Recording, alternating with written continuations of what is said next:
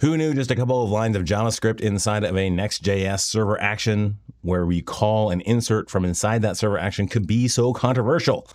But here we are. They released Next.js 14. Server actions have gone to be finalized. Awesome.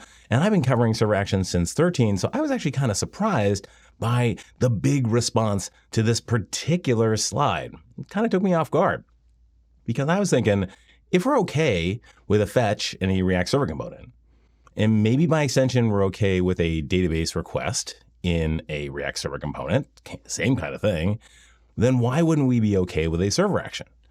And I posted that on Twitter, and man, I got a huge response off that. And the primary issue was architectural. The relationship between the Next.js server and the database. Are you going to go through an API layer? What is the separation of concerns between those things? So what I want to do is I want to give you 5 architectural options. You're each going to have their own pros and cons, and you get to decide for yourself what's best for your application. And hopefully this gives you some options in that space. All right, let's get right into it.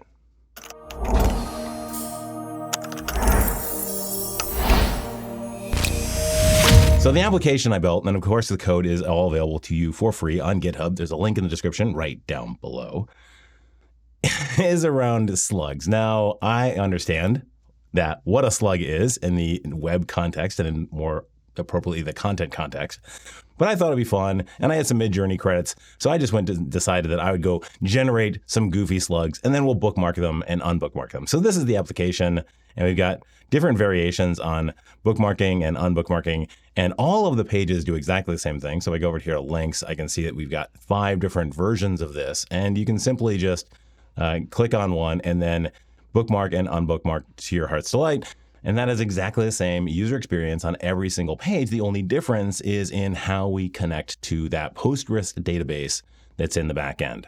So let's go take a look at the code and see how this is set up. So the first thing you're going to need to do to set this up is to first set up Postgres locally. I used a Postgres application, and all of that information is in a setup markdown document that is at the root of the repo. Now, to make this example more realistic, I wanted to track the bookmark slugs per user. So I had to have some way of tracking users. And honestly, easiest way that I've found is to use Clerk. And Clerk has great integration guides for both Next.js, which I used here for the app writer, and also for Fastify, which is what we're going to use for the API layer that you'll see later on. So to get this example set up, you're going to need to go to Clerk, create these public keys. Good news is it's free and it's really easy. So let's go take a look at the layout and see how Clerk was integrated. So in our layout, we bring in the Clerk provider, and then down in the root layout, we just wrap the whole application in that Clerk provider. We also add a header where you can log in and log out. Let's go take a look at that. So our header is a client component. It brings in use auth from Clerk Next.js, as well as a sign in button, as well as a user button. And we toggle between those depending on whether you're signed in or signed out. It's pretty easy. There's also some middleware that we need to bring in. That's going to go and intercept any calls to make sure that you're authenticated on every single page, except for the home page in this case, so you can have your sign in. All right, now that we're authenticated, let's go and take a look at the home page and see how this is done. So before we get into the Postgres database stuff and the server actions, let's just talk a little bit more about the authorization and how to get that. In this case, this is a React server component. So we're going to bring in the auth function from Clerk, and that'll give us access to the session and the user ID when we do our React server component render. And one more thing, we also have a static data list of slugs that just have the slug ID as well as the name of the slug, and the slug ID happens to match the name of a JPEG that's in the public folder. All right, let's go back to our page and then let's talk about the architecture that we're trying to implement with this first version. Now, the architecture is exactly what they talked about in that Next.js presentation. You've got a client. The client connects to the server, and in particular, the page to go and get the initial page. That page, in turn, just connects directly to the database. Pretty easy. And then when you click on a bookmark button, you make a request via that server action to the database on the back end. And it's that easy. All right, let's go take a look at how this is implemented in the code. So when we get a request to the server, the first thing we're going to do is get the user ID. And then if we have a user, we're going to make a request to the Postgres SQL database. Now, that's actually where a lot of the consternation came in. A lot of folks, myself included actually, unfortunately, thought that this might present a SQL injection possibility. Based on the string templating that we have here, actually, it's not a SQL injection opportunity, but It's just a really elegant way to make that request to the server. You just use that simple SQL syntax. So we wait that SQL response, and we use map to go and take just the slugs and make an array out of that. And that's our list of actively selected slugs. Now, in order to make this interactive and use those cool server actions, you need to wrap the area where you're going to have those server actions in a form. So that's right there before we do our slugs map and we go through all the different slugs. And then within the slugs, we go and create some cards. And then most importantly, we have this bookmark button. And within that, we have a form action. So instead of an on click, you're going to have a form action, and you're going to get it an async function. It has to be an async function. And within that, you're going to say use server. And then at that point, you can do anything you want in the node context on the server. So in this case, we're just going to go and directly insert into those bookmarks based on the current user ID, which was not presented in that presentation, and the slug, which it's going to get from the context of the button. It's not actually passed in. It's simply just in the context of that map. We're going to use both of those and insert into that bookmarks the combination of the user ID and the slug. Now, a cool Postgres thing here is that you can also go and say, well, if there's already a record in there, then you can toggle the state of the active flag, which is another field on this table, and basically just toggle between active and inactive bookmarks. And then we use the next revalidate path to bust the cache on this route. And that's really all there is to it to make a request from the server action to the backend directly. So for me, the big pro here is that it's really simple to do this. And the big con is that should the table definitions change, then you're going to have a maintenance issue where you've got these kind of direct to the database calls littered throughout your application, and you're going to have a lot of places that you need to fix when the schema changes. In my opinion, some good uses for this particular type of architecture would be a prototype, where you're probably going to end up throwing it away later, or a admin panel for an application. Every large application has an admin panel where admins can go and tweak customer records where required to get them out of a buggy situation, and just having a way to just directly run some SQL off a button can be really handy. But let's see if we can do better by adding a layer of abstraction within the Next.js server itself. All right, let's extend that Next.js server. Now we get our page request, and instead of going direct to the database, we're going to go to a SQL API module located inside of the app itself. The code in that SQL API module is then going to go and make the request to the database. Pretty easy. Then on an interaction through that server action, we are, instead of going directly to the database, going to go to that SQL API module and go and make that mutation from there. So let's go see how this looks in the code. So the code for this example is in source app local API module. And most importantly, we bring in from this new SQL API module two functions, bookmark slug and get selected slugs. So let's go take a look at those implementations. So the SQL API module brings in that Postgres library and then creates that connection. And then those two get bookmark slugs and bookmark slug are basically just wrappers around exactly the same thing that we did before. We're just extracting it from the page code itself. And that creates a nice abstraction layer and a good separation of concerns between the page code, which is mostly handling the view of this data, and the actual code that makes the change to the database. So let's go see how to use that over in our page. Down in the preamble of the RSC, again, we're getting the user ID, and then we're going and passing that user ID to get selected slugs and just awaiting that response. We're getting the raw response back, so we're actually having to go and do the work of taking out the slug in particular, which is fine, honestly, because that's something that the view should handle for itself. Now, in terms of handling that button press for bookmark or unbookmark, we're doing, again, the server action. We're giving it a form action with use server, but instead of calling the database directly like we did before, now we're calling that bookmark slug, which is abstracting away that database request. So in terms of pros and cons, for me, the biggest pros are that everywhere you're accessing a database, you're going through one module or a set of modules. And so as you change the schema of the database, you're only having to change that in one spot, which is fantastic. Also, this is much more of a testable solution. You can go and test those API to SQL functions in isolation by just stubbing out the Postgres stuff, and that makes it a lot more testable. The biggest con that I heard in this case was more a critique of server actions in general, that they don't allow you to control the API surface of that server action. The server action is auto-generated, auto-implemented by Next.js for you. You don't get to define how that API works. And so if you've got something like a mobile application or a desktop application that wants to use that same API and that same database, you're going to have to try and mimic those postbacks, and that's not a great API surface. So let's talk about another architectural option that solves this problem of not being able to control those APIs. So in this new model, the client still connects to the page still connects to that SQL API module, which in turn connects to the database. But now, instead of using server actions, the client connects to API routes that we define, which again connect to the SQL API module and back to the database. Let's go check it out in the code. So the relevant code for this example is over in client to local API. Now we'll start with a page. We're going to use the SQL API that we had before to go and get the selected slugs, and then we just await that in our RSC code. Now we're going to go pass that off to the slugs grid, which is a client component. But before we look into that, let's go and look at this new local API that we defined. So at the root of the nested API folder, we have a route file. That's how you define a route handler. That exposes a get function. That get function in turn, again, uses auth from Clerk to go and get the user ID, and then calls off get selected slugs and just returns the JSON response with the selected slugs. Interestingly, we don't actually use that. In this example, the page goes to the database code directly through the SQL API.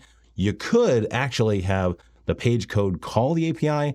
You're just kind of adding an extra layer of indirection in there, specifically inside the context of Next.js, and I probably wouldn't do that myself, but it's an option. Then nested within the API is the brackets slug directory. That takes a parameter, that's the slug, and really what it's doing is simply just toggling the slug on a post method, and then again returning the list of selected slugs. And all of this, of course, is calling back to that SQL API that we defined before. Now over in the client, to make that call, let's take a look at slugs grid. So slugs grid is the client component that essentially takes all of the grid stuff that we had before in the RSC and now moves it into a client component. Why does it need to be a client component? Well, we're going to be making changes to the active bookmarks as we click on those buttons. So we're going to get an initial set of bookmarks from the RSC, which is going to have made that database request through that SQL API. But then as we make changes, as we bookmark and unbookmark stuff, we're going to have the local changes in use state. So that's going to be our updated bookmarks. Let's go take a look at the grid code down below. So instead of a form, we're going to have a div. We no longer need that form action. The button, instead of having a form action, is going to have an onClick, just like we usually see in our client-side code. It's going to call toggle bookmark with the selected slug. Toggle bookmark is an async function that takes a slug and uses fetch to then call that API that we have defined and use a post to do that and use the application JSON to make sure that it is a JSON-based REST request.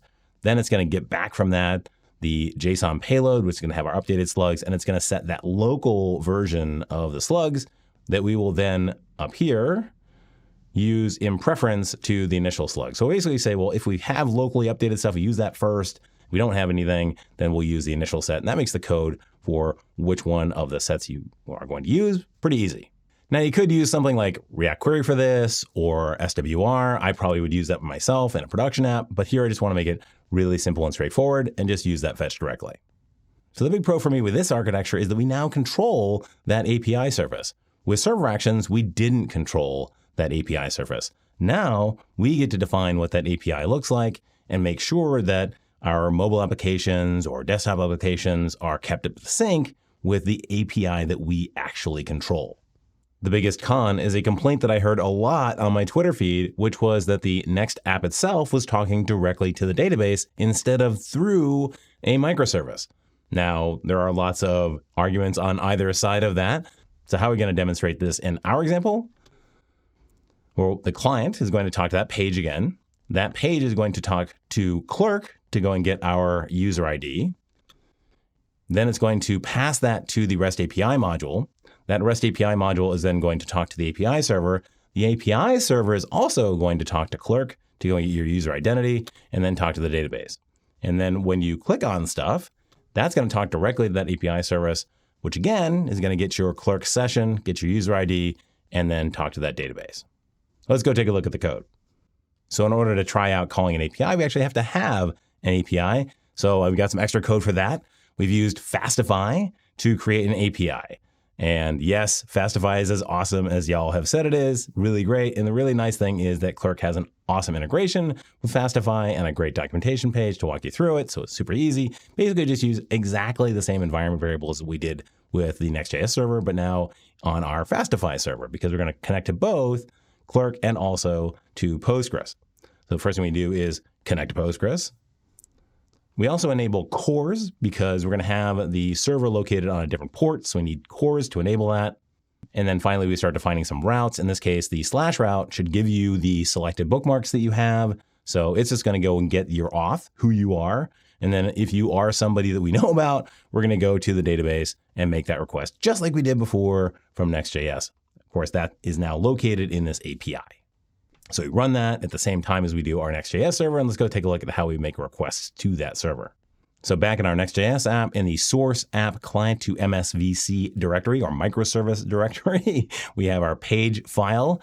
It goes and connects to this remote API module. It's local, that has a bunch of functions that we can use like get selected slugs to make requests to that server. So let's go take a look at remote API. So get selected slugs looks at either an environment variable or a hard-coded value for where that server is going to be located. And then it uses a bearer token to make that request to that server with that identity. So let's go back to the page and see where we get that bearer token. So your bearer token for Clerk is actually located in the __ session cookie. So we're going to go get the cookies function, and then we're going to request that session value. And that's all we got to do. And then we call that get selected slugs, and we get back our selected slugs. And of course, we have slugs grid, which is again a client component because we're going to be making changes. So just like before, we got our initial bookmark slugs. We got exactly the same state as we did before. But now toggle bookmark is going to get our session. That's where we're going to get that bearer token. And then we call that bookmark slug, which is again a fetch, again with post. And then we set the updated bookmarks. Now cores is what's going to allow the Next.js server, which is located on port 3000, and the client code coming off of that to talk to directly that API located on port 8080. And that bearer token is what's going to give us our identity. Other than that, it's exactly the same code as we had in the previous example. In terms of pros and cons, there's a great separation of concerns between the Next.js server, which is doing the UI work, and all of the API work, which is now implemented in our microservice layer. In terms of cons, well, now you've got two different servers to deploy and maintain, and that new API microservice server is now located on the open internet, which also brings in a security problem. So how can we solve that? Well, how about instead of putting that API server on the open internet, we instead proxied request to that API server through the Next.js server. So coming off the client, we'll make the request almost exactly the same way as we did before. We call the REST API module, and in turn call that API server, which in turn calls that database. But the client again calls that Next.js server and API routes specific to the API server, which in turn call the REST API module, and in turn call the API server, and then down into the database. So let's go take a look at the code. Now, the function that the Next server is providing in this case to the API server is called a proxy. So the code for this is in source app client to MSVC, again, microservice -proxy. Now, the RC page in this case is exactly the same as we had before. The RC is just going to simply talk directly to that microservices layer, get the selected slugs, and pass that on to the client-side component. That client-side component is going to talk to some new APIs that we are going to use to proxy that API microservice. The root of that API is going to get our selected slugs, and it's going to do that by talking to that remote API layer, and then in turn talking to the API microservice. And the way that it's going to pass on your credentials is to take that session cookie, which then becomes the bearer token, which then gets sent to the remote API. To go and toggle a slug, we again use a parameterized route, just like we had before with our API. And again, we use our session to go get bearer token, and we call that remote API just like we did before. And then our client component is almost exactly the same thing as we had before. The only difference is in the toggle bookmark implementation. In this case, we're going to call our own client to MSVC proxy API to go and do that toggling. We don't have to go and send along the bearer token because we already have that. On the client, we already have the cookies. We're just sending them to our proxy, which is in turn taking those credentials and sending them on to that microservice. So the pro of this approach is pretty simple. We've now reduced the security footprint of the site back to just the Next.js server, but we still maintain the same n-tier architecture so we have that separation of concerns between the Next.js server and the backend API. Another big pro for this is if you have more microservices. If a single request to the client needs to actually talk to multiple microservices to accomplish what it needs to do, then this is actually going to give you better performance because you'll make one request to the server. The server is probably co-located in the same data center or the same cluster, is going to talk to those microservices and then send back a unified response. And it's going to give you a better API for the client. I would say my biggest con in this example architecture is now you basically have two API services, and as the microservice APIs change, the client-side APIs might also have to be updated. All right, well, I personally don't have a winner in this architecture space. I think which one of these architectures or combination of these architectures you choose for your particular application depends a lot on the application that you want to build, the type of product it is, size of the team, size of the company, its state of evolution, all of that. So what I wanted to do in this video was just give you kind of a vocabulary and some actual practical examples that you can work off of. And if you're into this kind of advanced Next.js content, be sure to go and check out my Pro Next.js.dev course. I'm working on the course right now, but I have gone and put out a state management tutorial, which talks about how to use state managers like Redux, Jotai, and Zustand within the context of an app router application. So it's free. Go check it out. Enjoy. In the meantime, of course, you can do me a big solid by clicking on that like button on this video. And of course, clicking on the subscribe button. If you haven't already, click on the bell and you'll be notified the next time a new Blue Collar Coder comes out.